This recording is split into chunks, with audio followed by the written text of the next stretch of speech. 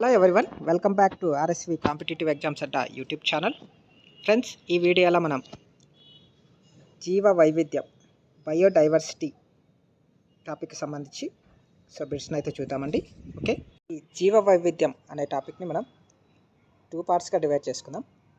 First పార్ట్లో మనం జీవ వైవిధ్యం అర్థ వివరణ, హాట్స్పాట్స్, అలాగే జీవ వైవిధ్యంకి హాని చేసే చర్యలు ఏమైనా ఉన్నాయా, జీవ వైవిధ్యం యొక్క పరిరక్షణ, దాని యొక్క పద్ధతులు, దానికి సంబంధించి ఇటీవల ఏమైనా ప్రణాళికలు ఉన్నాయా, లక్ష్యాలు ఏమైనా ఉన్నాయా, అలాగే జీవ వైవిధ్యం యొక్క ప్రాముఖ్యత అనేవి ఫస్ట్ పార్ట్లో చూద్దాం.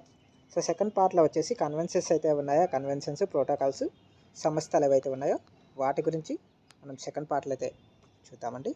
ఓకే, ఫస్ట్ పార్ట్కి సంబంధించి ఫస్ట్ క్వశ్చన్ చూద్దాం. ఈ క్రింద ఇచ్చిన అంశాలలో సరైనవి ఏవి అని అడిగాడు. నెంబర్ 1, ధరిత్రి శిఖరాగ్ర సమావేశం రియో డి జెనిరో 1992 ప్రకారం వివిధ జీవరాశుల మధ్య భూమి మీద, సముద్రంలో, జలావరణంలో, జాతిలో మరియు జాతులలో కనిపించే జీవ వైవిధ్యాన్ని జీవ వైవిధ్యం అంటారు అని చెప్పించాడు. సెకండ్ 1, జీవ వైవిధ్యం అనే పదాన్ని మొట్టమొదటిసారిగా 1986లో వాల్టర్ రోషన్ అనే శాస్త్రవేత్త ప్రవేశపెట్టాడు అని ఇచ్చాడు. థర్డ్ 1, అంతర్జాతీయ జీవ వైవిధ్య దినోత్సవం జూన్ 5న జరుపుకుంటారు అని ఇచ్చాడు. ఫోర్త్ 1, అంతర్జాతీయ జీవ వైవిధ్య దినోత్సవం 2024 యొక్క థీమ్ ఏంటంటే ప్రణాళికలో భాగం అవ్వండి అని ఇవ్వడం జరిగిందండి. సరైనవేవి అని అడిగాడు. మనకి ఫస్ట్ ఆప్షన్లో 1, 2, 3 మాత్రమే, సెకండ్ ఆప్షన్లో 1, 2, 4 మాత్రమే, థర్డ్ ఆప్షన్లో 2, 3 మాత్రమే, ఫోర్త్ ఆప్షన్లో 1, 2, 3, 4 అని ఇవ్వడం జరిగింది. ఓకే, ఆన్సర్ ఆప్షన్ బి అండి, 1, 2, 4 మాత్రమే. ఓకే, ఫస్ట్ వన్ వచ్చేసి ధరిత్రి శిఖరాగ్ర సమావేశం రియో డే జెనీరోలో 1992 ప్రకారం వివిధ జీవరాశుల మధ్య భూమి మీద, సముద్రంలో, జలావరణంలో మరియు జాతులలో కనిపించే వైవిధ్యాన్ని మనం జీవ వైవిధ్యం అంటామండి. కరెక్టే. సెకండ్ వన్ వచ్చేసి జీవ వైవిధ్యం అనే పదాన్ని 1986లో వాల్టర్ రోషన్ అనే ఆయన మొట్టమొదటిసారిగా ప్రవేశపెట్టడం అయితే జరిగింది. కరెక్టే. థర్డ్ వన్ వచ్చి అంతర్జాతీయ జీవ వైవిధ్య దినోత్సవం జూన్ 5న జరుపుకుంటారు అని ఇచ్చారండి. ఇది రాంగ్. జూన్ 5న మనం ధరిత్రి దినోత్సవం జరుపుకుంటామండి, ధరిత్రి దినోత్సవం. మరి అంతర్జాతీయ జీవ వైవిధ్య దినోత్సవం ఎప్పుడు జరుపుకుంటామంటే మే 22 అండి, మే 22న మనం ఈ అంతర్జాతీయ జీవ వైవిధ్య దినోత్సవం జరుపుకుంటామండి.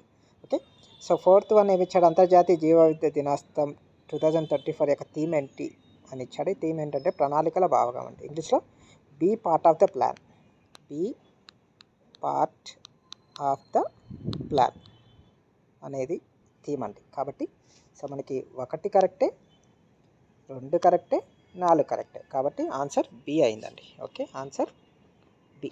Okay, next question. ఈ క్రింద ఇచ్చిన అంశాలలో సరైనవి ఏవి అన్నాడు.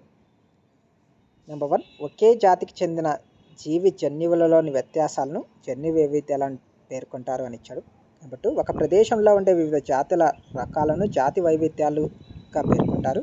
నెంబర్ 3, విభిన్న జీవరాశులతో కూడిన ఆవాసాలలో కనిపించే వైవిధ్యాలను ఆవరణ వ్యవస్థ వైవిధ్యాలు అంటారు అని ఇచ్చాడండి. మనకి ఆప్షన్స్లో ఆప్షన్ ఏ 1, 2, 3, ఆప్షన్ బి 1 మాత్రమే, ఆప్షన్ సి 1, 3 మాత్రమే, ఆప్షన్ డి 1, 2 మాత్రమే అని ఇవ్వడం జరిగింది. ఆన్సర్ ఆప్షన్ ఏ అండి, 1, 2, 3 ఈ 3 కరెక్టే. చూడండి, ఒకే జాతికి చెందిన జీవి జన్యువులలోని వ్యత్యాసాలనే మనం జన్యు వైవిధ్యాలుగా పేర్కొంటాం. జీవి యొక్క జన్యువులు అయితే ఏమన్నా జన్యువులలోని వ్యత్యాసాలనే మనం జన్యు వైవిధ్యాలుగా పేర్కొంటాం. అలాగే ఒక ప్రదేశంలో ఉండి వివిధ జాతుల రకాలను జాతి వైవిధ్యాలుగా పేర్కొనడం అయితే జరుగుతుంది. ఓకే, ఈ జాతి వైవిధ్యం అనేది ఆ ప్రదేశంలోని జాతుల సంఖ్య,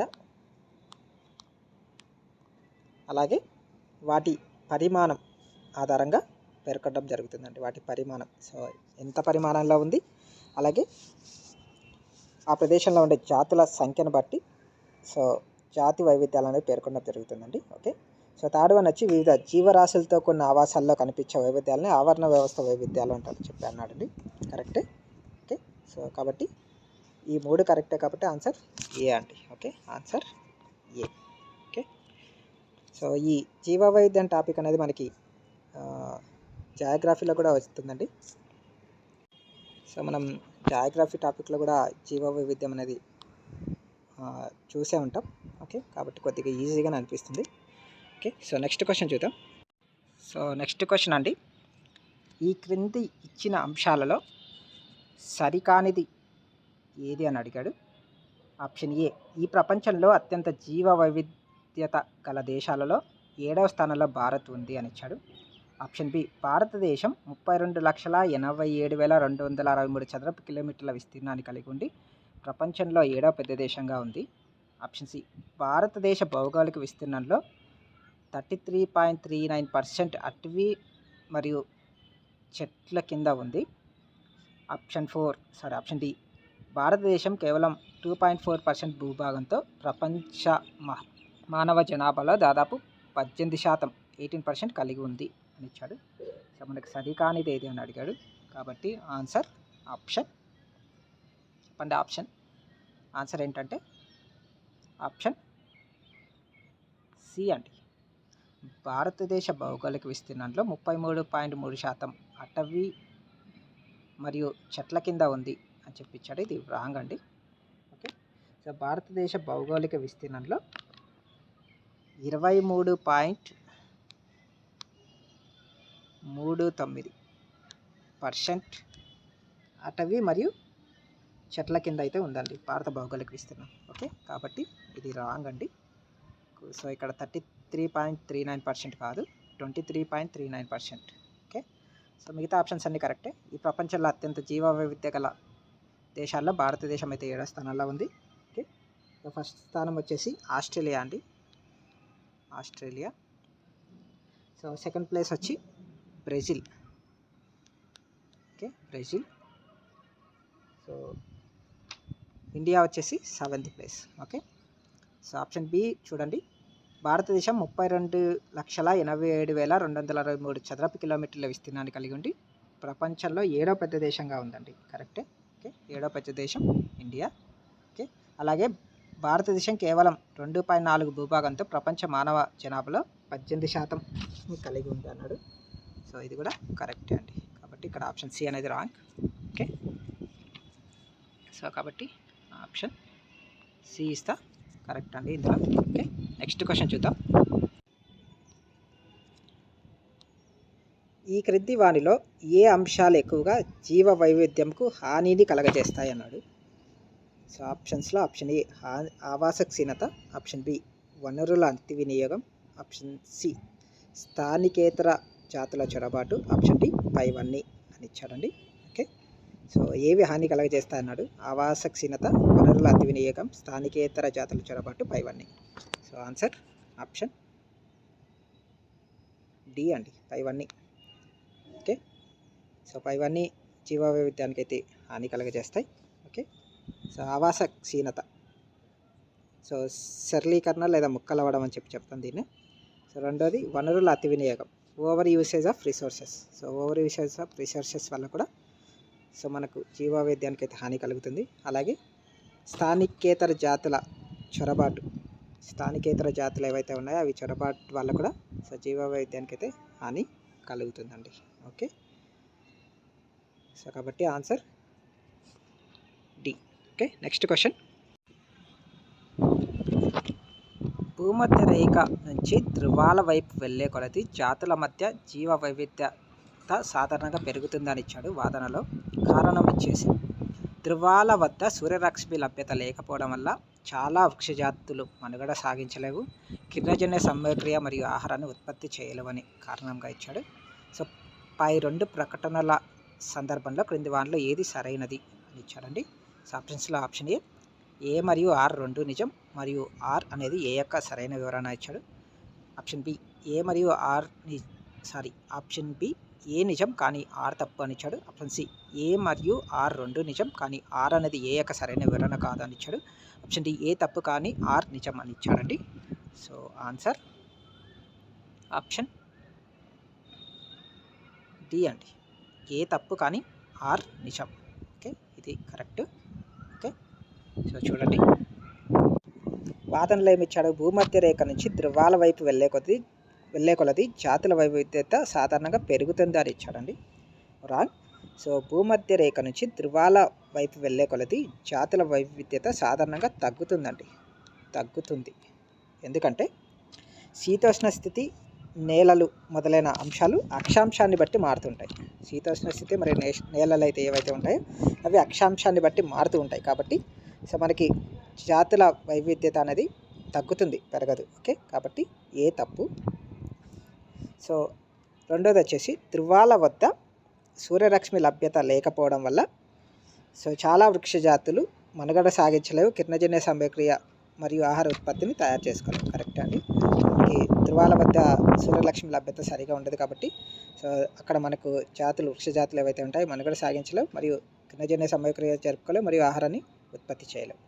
సో కాబట్టి ఆర్ నిజమే. బట్ ఆర్ అనేది ఏకి సరైన వివరణ అనేది కానే కాదు. సో కారణం ఒకటి మాత్రమే రైటు, వాదన తప్పు. ఓకే, కాబట్టి మనకి డి అనేది ఆన్సర్ అయిందండి. ఓకే, ఫిఫ్త్ క్వశ్చన్ అండి. ఈ క్రింది వానిలో ఇండియాలో ఏ ప్రాంతాలు జీవ వైవిధ్య హాట్స్పాట్స్గా ఉన్నాయి అని ఇచ్చారు. సో ఆప్షన్స్లో మనకి నెంబర్ 1 హిమాలయాలు, నెంబర్ 2 అండమాన్ నికోబార్, నెంబర్ 3 పశ్చిమ కనుమలు, నెంబర్ 4 ఇండో మయన్మార్ అని ఇచ్చాడు. సో మనకి ఆప్షన్స్ వచ్చేసి ఆప్షన్ ఏ 1, 2, 3 మాత్రమే, ఆప్షన్ బి 2, 3, 4 మాత్రమే, ఆప్షన్ సి 1, 2 మాత్రమే, ఆప్షన్ డి 1, 3, 4 అని ఇవ్వడం జరిగిందండి. ఆన్సర్ డి అండి, 1, 3, 4. హిమాలయాలు, పశ్చిమ కనుమలు, ఇండో మయన్మార్, ఈ 3 కరెక్టే. సో మనకి ఇండియాలో మొత్తం 4 హాట్స్పాట్స్ ఉన్నాయండి. ఓకే, సో అవేంటంటే హిమాలయాలు, పశ్చిమ కనుమలు, ఇండో మయన్మార్ మరియు సుండా ల్యాండ్ అండి. Sunda land. Okay, Sunda land. Okay, ఈ 4 మనకి జీవ వైవిధ్య హాట్స్పాట్స్గా ఉండడం అయితే జరిగిందండి.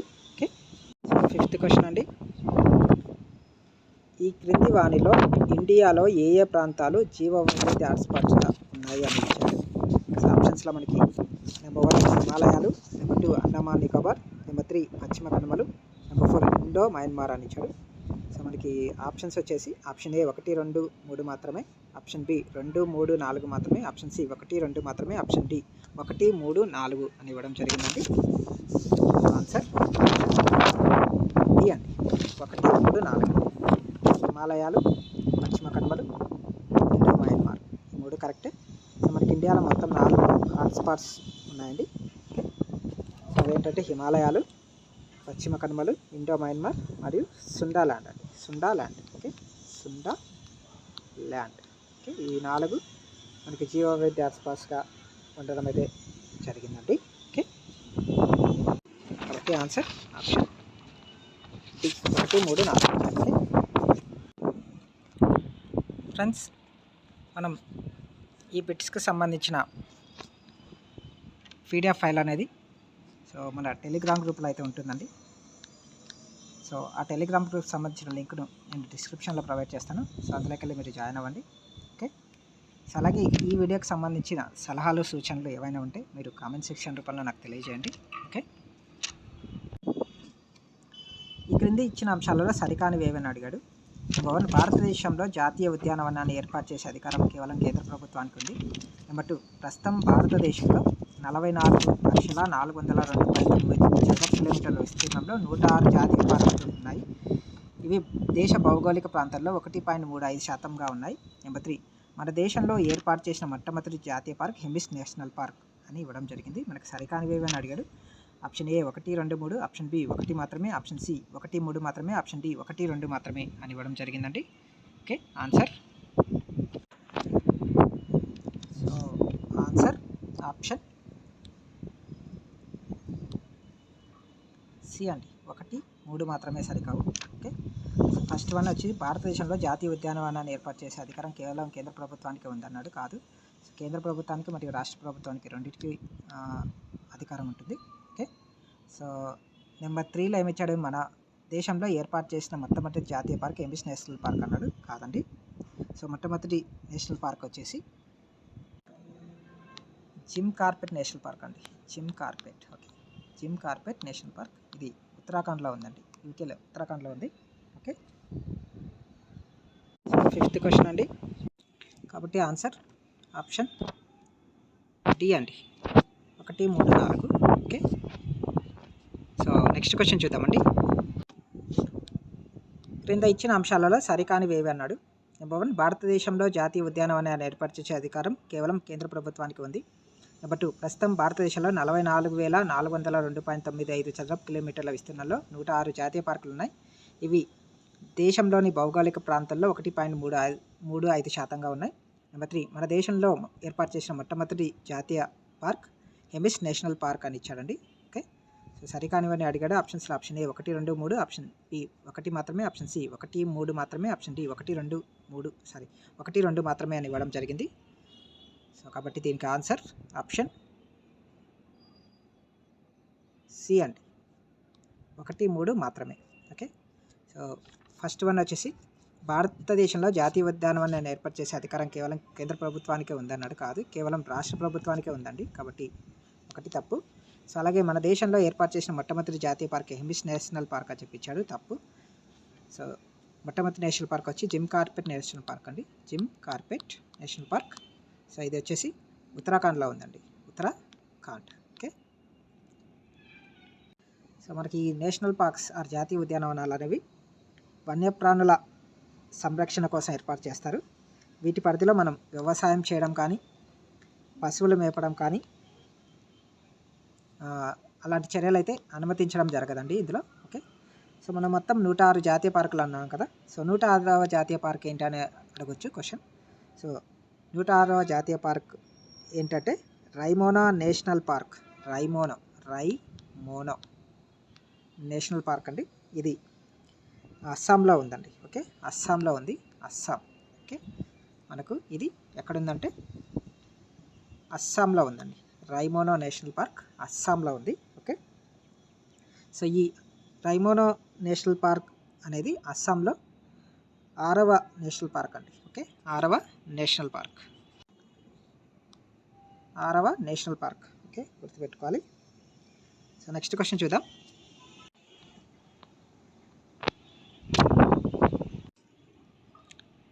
సో ఫ్రెండ్స్, ఈ బిట్స్కి సంబంధించిన పీడిఎఫ్ ఫైల్ ఏదైతే ఉందో దానిని నేను టెలిగ్రామ్ గ్రూప్లో ప్రొవైడ్ చేయడం జరుగుతుంది. ఓకే. సో మీరు ఆ టెలిగ్రామ్ గ్రూప్లో జాయిన్ అయ్యి ఆ పీడిఎఫ్ ఫైల్ని అయితే డౌన్లోడ్ చేసుకోండి. సో ఈ టెలిగ్రామ్ గ్రూప్కి సంబంధించిన లింక్ని అయితే నేను డిస్క్రిప్షన్లో ప్రొవైడ్ చేస్తాను. మీరు అందులోకి వెళ్ళి జాయిన్ అయ్యి డౌన్లోడ్ చేసుకోండి ఫ్రెండ్స్. అలాగే ఈ వీడియోకి సంబంధించిన సలహాలు, సూచనలు ఏమైనా ఉంటే మీరు నాకు కామెంట్ సెక్షన్లో తెలియజేయండి ఫ్రెండ్స్. ఓకే. సో క్వశ్చన్ చూడండి. భారత జాతీయ ఉద్యానవనము అవి విస్తరించిన రాష్ట్రాలను సరిగా జతపరచండి అన్నాడు. ఇందులో రాష్ట్రం పేరు, జాతీయ ఉద్యానవనం పేర్లు ఇచ్చాడు. ఆప్షన్స్లో మనకి మధ్యప్రదేశ్, మహారాష్ట్ర, మణిపూర్, ఒడిశా ఇచ్చాడు. సో జాతీయ ఉద్యానవనాల్లో Tadoba national park, Panna national park, Simlipal national park, Keibul లాప్టవ్ నేషనల్ పార్క్ అని ఇచ్చాడు. ఓకే. సో చూడండి. సో మధ్యప్రదేశ్లో ఉండే నేషనల్ పార్క్ వచ్చేసి పన్నా నేషనల్ పార్క్, అంటే 1కి బి. ఓకే. సో మహారాష్ట్రలో ఉండే నేషనల్ పార్క్ వచ్చేసి తడోబా నేషనల్ పార్క్ అండి, అంటే 2కి ఏ. సో మణిపూర్లో ఉండే నేషనల్ పార్క్ వచ్చేసి కీబుల్ లాప్టవ్ నేషనల్ పార్క్ అండి. కీబుల్ లాప్టవ్ నేషనల్ పార్క్ అంటే 3కి డి. సో ఒడిశాలో ఉండే నేషనల్ పార్క్ వచ్చేసి సిమ్లిపాల్ నేషనల్ పార్క్ అండి. Simlipal national park. కాబట్టి 1కి బి, 2కి ఏ, 3కి డి, 4కి సి.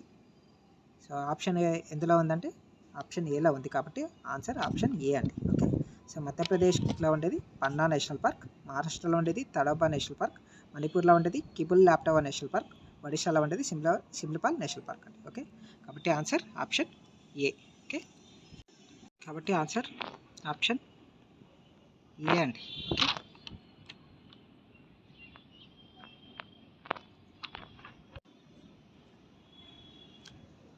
అభయారణ్యాలకు సంబంధించి క్రింది ఇచ్చిన అంశాలలో సరికానివేవి అని అడిగాడు. సో అభయారణ్యాలు మనం వైల్డ్ లైఫ్ శాంచురీస్ అని చెప్తాం. ఓకే.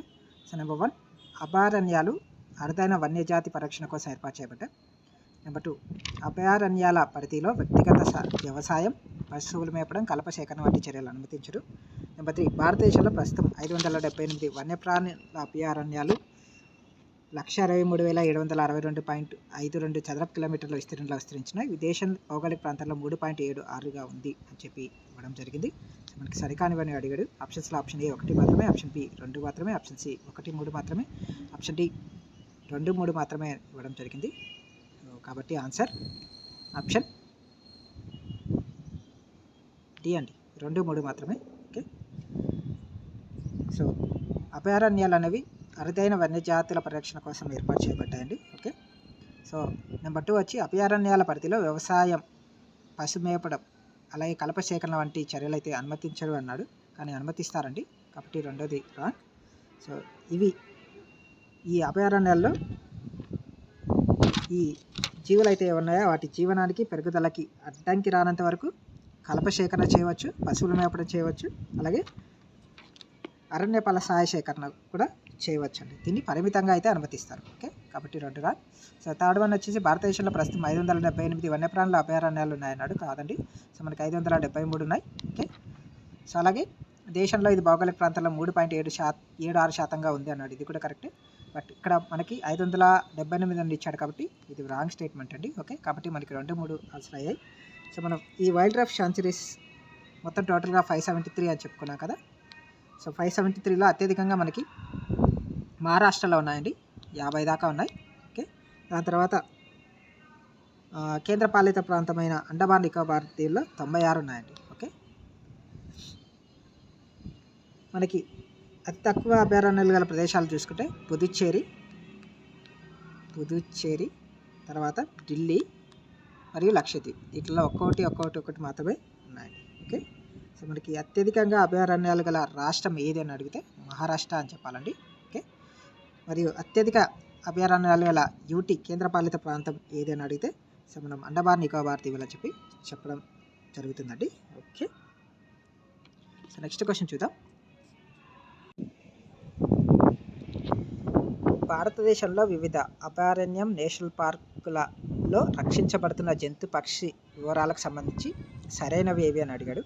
సో ఆప్షన్స్లో మనకి ఆప్షన్ 1 వచ్చి జోర్డాన్ కోరస్ కియోలాయిడియో నేషనల్ పార్క్ అని ఇచ్చాడు. నెంబర్ 2 షాంఘై జింక కిబుల్ లాప్టావో నేషనల్ పార్క్ అని ఇచ్చాడు. Number 3 Siberian crane Sri Lanka Malleswara వన్యప్రాణుల అభయారణ్యం అని ఇచ్చాడు. ఆప్షన్ 4 మంచి చిరుత హెమిస్ నేషనల్ పార్క్ అని ఇవ్వడం జరిగిందండి. దీంట్లో సరైనవి ఏవి అని అడిగాడు. కాబట్టి ఆన్సర్ ఆప్షన్ బి అండి, 2, 4 మాత్రమే సరైనవండి. ఓకే. సో షాంఘై జింక కిబుల్ లాప్టావో నేషనల్ పార్క్లో ఉంది. ఈ కిబుల్ లాప్టావో నేషనల్ పార్క్ అనేది మణిపూర్లో ఉందండి, లోక్తక్ సరస్సు దగ్గర. మణిపూర్ అండి. ఓకే. సో మంచి చిరుత ఎమిస్ నేషనల్ పార్క్, ఇది కూడా కరెక్టే. సో ఈ ఎమిస్ నేషనల్ పార్క్ అనేది లడఖ్లో ఉందండి. లడఖ్లో ఉంది. కాబట్టి ఈ 2 కరెక్టే. సో మనకి జోర్డాన్ కోరస్ అని ఇచ్చాడు. ఇది కింబిలావో నేషనల్ పార్క్ అని ఇచ్చాడు. కాదండి. సో ఈ జోర్డాన్ కోరస్ అనేది శ్రీలంక మల్లేశ్వర వన్యప్రాణుల అభయారణ్యాల్లో ఉందండి. లంక మల్లేశ్వర అభయారణ్యంలో ఉంది, ఆంధ్రప్రదేశ్లో. ఓకే. అలాగే షాంఘై జింక వచ్చేసి కింబిలావో నేషనల్ పార్క్లో ఉందండి, కరెక్టే. అలాగే సైబీరియన్ క్రేన్లు అన్నాడు కదా, ఈ సైబీరియన్ క్రేన్లు వచ్చేసి కియోలాడియో నేషనల్ పార్క్లో ఉందండి. సో కియోలాడియో నేషనల్ పార్క్ అనేది రాజస్థాన్లో ఉంది. ఓకే. మనకి సైబీరియన్ క్రేన్లు వచ్చేసి కియోలాడియో నేషనల్ పార్క్ అండి. సో జోర్డాన్ కోరస్ వచ్చేసి లంక మల్లేశ్వర వన్యప్రాణుల అభయారణ్యం అండి. కాబట్టి మనకి 2, 4 ఆన్సర్. సో 2, 4 అంటే ఆప్షన్ బి అండి. Okay. Option B. Okay. So next question చూద్దామండి. చూడండి, ఇన్సెక్ట్ కన్జర్వేషన్ సంబంధించి అంశాల్లో సరికానిది ఏది అన్నాడు. ఆప్షన్ ఏ స్వస్థానీయ పరిరక్షణలో వన్యప్రాణుల జాతులు వాటి సహజ ఆవాసాలలో సంరక్షించబడతాయి, కావున పరిసరాలకు అనుగుణంగా ఉంటాయని ఇచ్చాడు. ఆప్షన్ బి స్వస్థానీయ పరిరక్షణలో ఒక నిర్దిష్ట జాతి మాత్రమే కాకుండా మొత్తం పర్యావరణం సంరక్షిస్తుంది అని ఇచ్చాడు. ఆప్షన్ సి దీన్ని నిర్వహించడం చాలా ఖరీదుతో కూడుకున్నది అని ఇచ్చాడు. ఆప్షన్ డి, ఈ పరిరక్షణ పద్ధతిలో వివిధ జీవులు కోలుకునే అవకాశాలు ఎక్కువ అని ఇచ్చాడండి. సరికానిది ఏది అని అడిగాడు. సో కాబట్టి ఆన్సర్ ఆప్షన్ సి అండి. దీన్ని నిర్వహించడం ఖరీదుతో కూడుకున్నది అని ఇచ్చాడు. ఇది రాంగ్. సో ఇది పొదుపైనది మరియు ఖరీదు కాదండి. కాబట్టి మనకి ఆన్సర్ ఆప్షన్ సి అండి. ఓకే. సో స్వస్థానీయ పరిరక్షణ వన్యజాతుల వాటి సహజ ఆవాసాల్లో సంరక్షించబడతాయి కాబట్టి పరిసరాలకైతే అనుగుణంగా ఉంటాయండి ఇవి. ఓకే. అలాగే ఒక జాతికి చెందిన జనాభాను సంరక్షించడంలో ఇది ఉపయోగపడుతుంది. అలాగే ఈ పరిరక్షణ పద్ధతిలో వివిధ జీవులు కోలుకునే అవకాశం అయితే ఎక్కువగా ఉంటుందండి. ఓకే. సో కాబట్టి మనకి answer option C. Okay. Next question చూద్దాం. ఒక నిర్దిష్ట ప్రాంతంలో వాదన చూడండి. ఒక నిర్దిష్ట ప్రాంతంలోని జీవ సమాజం లేదా జీవావరణ వ్యవస్థలో ఉన్న టాక్సాను లెక్కించడం ద్వారా ఆల్ఫా వైవిధ్యాన్ని కొలుస్తారని ఇచ్చాడు. కారణం, ఒక ఆవరణ వ్యవస్థలో సమాజాల మధ్య జరిగే మార్పులే బీటా వైవిధ్యం అని ఇవ్వడం జరిగిందండి. సో పై ప్రకటనల సందర్భంగా క్రింది వాళ్ళ ఏది సరైనది అని అడిగాడు. సో ఆప్షన్స్లో ఆప్షన్ ఏ మరియు ఆర్ రెండు నిజం మరియు ఆర్ అనేది ఏ యొక్క సరైన వివరణ ఇచ్చాడు. ఆప్షన్ బి, ఏ నిజం మరియు ఆర్ తప్పు అని ఇచ్చాడు. ఆప్షన్ సి, ఏ మరియు ఆర్ రెండు నిజం కానీ ఆర్ అనేది ఏ యొక్క సరైన వివరణ కాదని ఇచ్చాడు. ఆప్షన్ డి, ఏ తప్పు కానీ ఆర్ నిజం అని ఇవ్వడం జరిగిందండి. ఓకే. సో కాబట్టి దీనికి ఆన్సర్ ఆప్షన్ సి అండి. ఏ మరియు ఆర్ రెండు నిజమే కానీ ఆర్ అనేది ఏక సరైన వివరణ కాదండి. ఓకే. సో ఆల్ఫా వైవిధ్యం అంటే ఏంటంటే ఒక నిర్దిష్ట ప్రాంతంలో జీవ సమాజం లేదా జీవావరణ వ్యవస్థలో ఉన్న టాక్సా అంటే సాధారణ జంతువులు ఏవైతే ఉన్నాయో వాటిని లెక్కించడమే మనం ఆల్ఫా వైవిధ్యంగా చెప్తాము. అలాగే ఒక ఆవరణ వ్యవస్థలో సమాజాల మధ్య మార్పులే మనం బీటా వైవిధ్యం అని చెప్పడం జరుగుతుందండి. ఈ రెండు కరెక్టే కానీ ఆర్ అనే కారణం ఏ యొక్క వాదనకి సరైన వివరణ అయితే కాదు కాబట్టి మనకు ఆన్సర్ ఆప్షన్ సి అయిందండి. ఓకే. సో నెక్స్ట్ క్వశ్చన్ చూడండి. ఈ క్రింది ఇచ్చిన అంశాలలో సరికానివి ఏవి అని అడిగాడు. ఆప్షన్ ఏ, యునెస్కో వారు బయోస్పియర్ రిజర్వ్ను 1971లో మానవుడు మరియు జీవగలం మ్యాన్ అండ్ బయోస్పియర్ అనే ప్రోగ్రాంలో భాగంగా ప్రవేశపెట్టారు. నెంబర్ 2, బయోస్పియర్ రిజర్వ్లో వన్య సమాజాలతో పాటు మచ్చిక చేయబడ్డ జంతువులు, వృక్షాలు, అక్కడ నివసించే గిరిజనుల జీవ విధానం కూడా రక్షించబడను. ఆప్షన్ 3, భారతదేశంలో 1996లో బయోస్పియర్ రిజర్వ్ ప్రోగ్రాం ప్రారంభించబడింది అని ఇచ్చాడు. సో మనకి ఆప్షన్స్లో ఆప్షన్ ఏ 1, 2, 3, 4, ఆప్షన్ బి 1 మాత్రమే, ఆప్షన్ సి 3 మాత్రమే, ఆప్షన్ డి 1, 2 మాత్రమే అని ఇవ్వడం జరిగిందండి. సో ఆన్సర్ ఆప్షన్ సి అండి. సో 3 మాత్రమే సరికాదు, మిగతా 2 కరెక్ట్ అండి. సో మూడోది ఏంటంటే భారతదేశంలో 1996లో బయోస్పియర్ రిజర్వ్ ప్రోగ్రాం ప్రారంభించబడింది అన్నాడు. సో 1996 కాదండి, 1986లో స్టార్ట్ చేయడం అయితే జరిగింది. ఓకే. సో ఫస్ట్ది వచ్చేసి యునెస్కో వారు బయోస్పియర్ రిజర్వ్ను 1971లో మానవుడి జీవగలం అనే ప్రోగ్రాంలో అయితే ప్రవేశపెట్టడం జరిగింది. సో ఇందులో వన్య సమాజాలతో పాటు మచ్చిక చేయబడ్డ జంతువులు, వృక్షాలు, అక్కడ నివసించే గిరిజన జీవ విధానం అయితే రక్షించబడుతుంది. ఓకే. సో ఈ రిజర్వ్స్కి మనకి పరిమితమైన సరిహద్దులు ఏమి ఉండవండి, విశాలమైనదండి ఇది. ఓకే.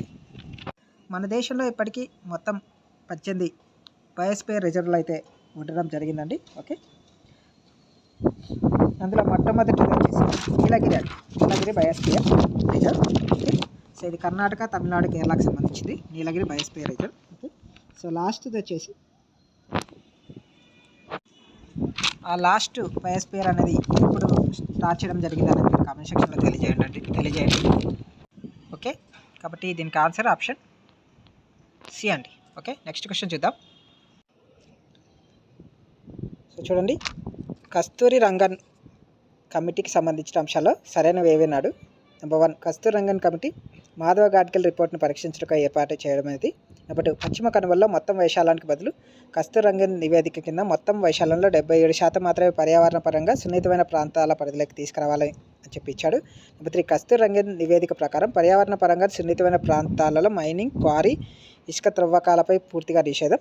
నెంబర్ 4, నివేదిక ప్రకారం పర్యావరణ పరంగా సున్నితమైన ప్రాంతాల్లో అత్యంత కాలుష్యం కలిగించే పరిశ్రమలు ఖచ్చితంగా నిషేధించాలి అని ఇక్కడ ఇవ్వడం జరిగిందండి. సో మనకి ఆప్షన్స్లో option A 1, 3, 4, option B 1, 2, 3, option C 2, 3, option D ఇవన్నీ సరైనవే అని ఇవ్వడం జరిగిందండి. ఓకే. సో ఈ క్వశ్చన్ మనం మోడల్ పేపర్లో అయితే చూసాం. సో మీరు దీనికి ఆన్సర్ చేయగలడానికి ట్రై చేయండి. ఓకే. సో చూడండి, సో ఆన్సర్ వచ్చేసి ఆప్షన్ ఏ అండి. 1, 3, 4 మాత్రమే. Okay. So Kasturi Rangan committee Madhav Gadgil రిపోర్టుకు పరీక్షించడానికి అయితే ఏర్పాటు చేయడం జరిగిందండి. అలాగే కస్తూరంగన్ నివేదిక ప్రకారం పర్యావరణ పరంగా సున్నితమైన ప్రాంతాల్లో మైనింగ్, క్వారీ, ఇసుక త్రవ్వకాలపై పూర్తిగా నిషేధం ఇచ్చడం జరిగింది. అలాగే ఈ నివేదిక ప్రకారం పర్యావరణ పరంగా సున్నితమైన ప్రాంతాల్లో అత్యంత కాలుష్యం కలిగించే పరిశ్రమలు ఖచ్చితంగా నిషేధించాలని చెప్పడం జరిగిందండి. ఈ 3 కరెక్టే అండి. ఓకే. ఆప్షన్ 2లో ఏమిచ్చాడు? పశ్చిమ కనుమల్లో మొత్తం వేషాలకు బదులుగా కస్తూరంగన్ నివేదిక ప్రకారం మొత్తం వేషాలలో 77% మాత్రమే పర్యావరణ పరంగా సున్నితమైన ప్రాంతాలుగా పరిధిలోకి తీసుకురావాలన్నాడు. ఇక్కడ 77% కాదండి, 37%. సో 37% మాత్రమే పర్యావరణ పరంగా సున్నితమైన ప్రాంతాల పరిధిలోకి తీసుకురావాలని చెప్పి ఈ కస్తూరంగన్ కమిటీ అయితే చెప్పడం జరిగిందండి. ఓకే. కాబట్టి మనకి రెండోది తప్పు ఉంది కాబట్టి మిగతావి 3 సరైనవి కాబట్టి 1, 3, 4 కరెక్ట్గా ఇవ్వడం జరిగింది. కాబట్టి ఆప్షన్ ఏ రైట్ అయిందండి. ఓకే. నెక్స్ట్ క్వశ్చన్ చూద్దాం. చూడండి, క్రింద ఇచ్చిన అంశాల్లో సరైనవి ఏవి అన్నాడు. ఆప్షన్ 1, 196 డిగ్రీల సెంటీగ్రేడ్ వద్ద ద్రవరూప ఆర్గాన్లో మొక్కల జంతు కణాలు, కణజాలాలు, అవయవాలను అధిక సంవత్సరాల పాటు తాజాగా భద్రపరచడాన్ని క్రయోప్రిజర్వేషన్ అంటారు అని ఇచ్చాడు. నెంబర్ 2, క్రయోప్రిజర్వేషన్ ద్వారా అంతరించిపోతున్న జాతుల జంప్లాజాను రక్షించవచ్చు అని ఇచ్చాడు. నెంబర్ 3, క్రయోప్రిజర్వేషన్ స్వస్థానీయ పరిరక్షణ కిందకి వస్తుంది అని ఇచ్చాడండి. మనకి ఆప్షన్స్లో ఆప్షన్ ఏ 1, 2, 3, ఆప్షన్ బి 1, 2 మాత్రమే, ఆప్షన్ సి 2 మాత్రమే, ఆప్షన్ డి 1, 3 మాత్రమే అని ఇవ్వడం జరిగింది. సరైనవి ఏవి అని అడిగాడు కాబట్టి ఆన్సర్ ఆప్షన్ సి అండి, 2 మాత్రమే. ఓకే. ఇక్కడ ఆర్గాన్ అని ఇచ్చాడు కానీ ఆర్గాన్ కాదండి, నత్రజనిలో ఉంచడం జరుగుతుంది. ఓకే. క్రయోప్రిజర్వేషన్ ద్వారా అంతరించిపోతున్న జంప్లాజాను అయితే రక్షించవచ్చు. క్రయోప్రిజర్వేషన్ అని స్వస్థానీయ పరిరక్షణ కిందకి వస్తుంది అన్నాడు. కాదండి, ఇది పరస్థానీయ పరిరక్షణ కిందకి వస్తుందని. పరస్థానీయ పరిరక్షణ. ఓకే, పరస్థానీయ పరిరక్షణ అండి. ఓకే. కాబట్టి answer option C. Okay. Next question చూద్దాం. భారతదేశంలో జెండీ బ్యాంకులు అవి విస్తరించిన ప్రాంతాలలో సరిగా జతపరచబడినది గుర్తించండి అన్నాడు. Option A tropical botanical garden research institute Thiruvananthapuram, option B national bureau of plant genetic resources Hyderabad, option C central institute of medicinal aromatic plant Lucknow, option D national bureau of animal genetic resources Haryana అని ఇవ్వడం జరిగింది. సరిగా జతపరచబడినది అడిగాడు కాబట్టి answer option B అండి, national bureau of plant genetic resources Hyderabad అన్నాడు. కాదండి, ఇది వచ్చేసి న్యూఢిల్లీలో ఉంటుందండి, న్యూఢిల్లీ. ఓకే. కాబట్టి సరిగా జతపరిచింది ఆప్షన్ బి అండి. ఓకే. ఇవ్వండి వీటికి సంబంధించిన బిట్స్. వీడియో నచ్చినట్లయితే తప్పకుండా లైక్ చేయండి ఫ్రెండ్స్. అలాగే ఎవరికైతే యూజ్ అవుతుందో వాళ్ళకి తప్పకుండా షేర్ చేయండి. అలాగే మన ఛానల్ని ఫస్ట్ టైం చూస్తున్నట్లయితే ఛానల్ తప్పకుండా సబ్స్క్రైబ్ చేసుకొని పక్కన బెల్ సింబల్ని యాక్టివేట్ చేసుకోండి. అలాగే ఈ వీడియోకి సంబంధించిన సలహాలు, సూచనలు ఏవైనా ఉంటే నాకు తప్పకుండా కామెంట్ సెక్షన్లో తెలియజేయండి ఫ్రెండ్స్. ఓకే. Thank you.